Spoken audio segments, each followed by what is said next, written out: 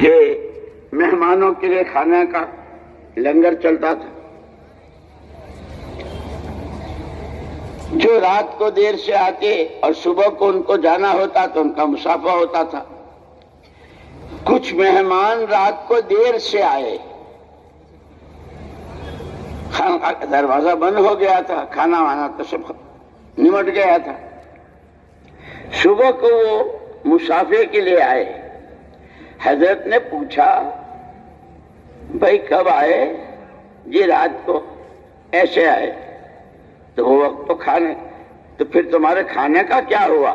ہمارے channel البیانات tube on line کو subscribe کریں اور بیل تو آئیکن بتایا پر کہ کلک کریں. سامنے جو بھٹیار خانہ ہے، اس بھٹیارے نے ہم کو دیکھ کر کہ حضرت کے مہمان ہیں، لنگر تو بند ہو گیا، ختم ہو گیا ہے، اس نے بھٹیار خانہ کھولا، تنور جلایا، روٹی پکائی اور ہمیں کھلائی. حضرت بہت خوش، بہت خوش. مہمان تو میرے تھے، میری نسبت کی وجہ سے اس نے اشارہ کیا بلاؤ بھٹیارے کو، بلاؤ بھٹیارے کو. بھٹیارا آیا. بھائی تم نے ہمارے مہمانوں کا اکرام کیا اور تم نے یہ اشارہ کیا. اللہ والوں کی کبھی کبھی جولانی ہوتی ہے. جیسے خلیفہ ہارون رشید پوری دنیا کا ایک وقت میں بادشاہ تھا. جولانی میں کہا تھا آج جو جس چیز پر ہاتھ رکھ دے اسی کی. جو دنیا چاہتے تھے انہوں نے دنیا پر ہاتھ مارا، اور جو اللہ چاہتے تھے انہوں نے خلیفہ کے سر پر ہاتھ رکھا.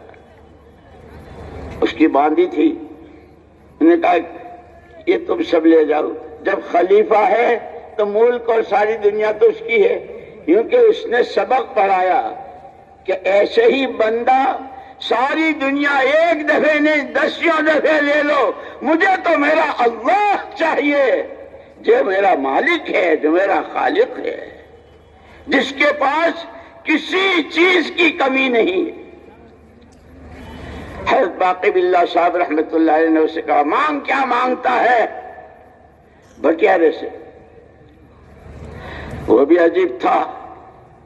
اس زمانے کے تو مزدوری کرنے والے، بھٹیار کھانے والے، سڑک صاف کرنے والے، یہاں تک کہ حجامت بنانے والے نائی، ان کے بھی واقعات لکھے ہیں کتابوں میں.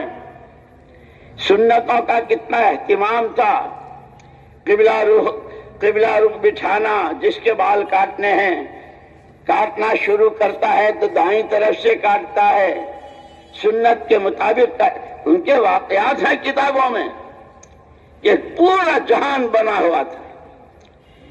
اس بھٹیارے نے کہا حضرت مجھے تو اپنے جیسا بنا دو. حضرت سمجھے کہ بھائی جب کہا ہے کہ مانگ، کبھی یہ کہے گا کہ حضرت ایک ہی بھٹیار خانہ ہے، 2 کی دعا کر دو، تھوڑا اور بڑا ہو جائے اس کی. اس لیے کہ جن کے دلوں میں دنیا اتری ہوئی ہوتی ہے نا، وہ ہر وقت دنیا ہی کی ترقی کو سوچتے رہتے ہیں. چھوٹی دکان، بڑی دکان، چھوٹا کارخانہ، بڑا کارخانہ، چھوٹی نوکری، بڑی نوکری، چھوٹا ملک، بڑا ملک. اس لیے کہ دنیا اتری ہوئی ہے. جو چیز دل میں اترتی ہے، اس لیے میں نے شروع میں کہا تھا نا، اصل دل ہے.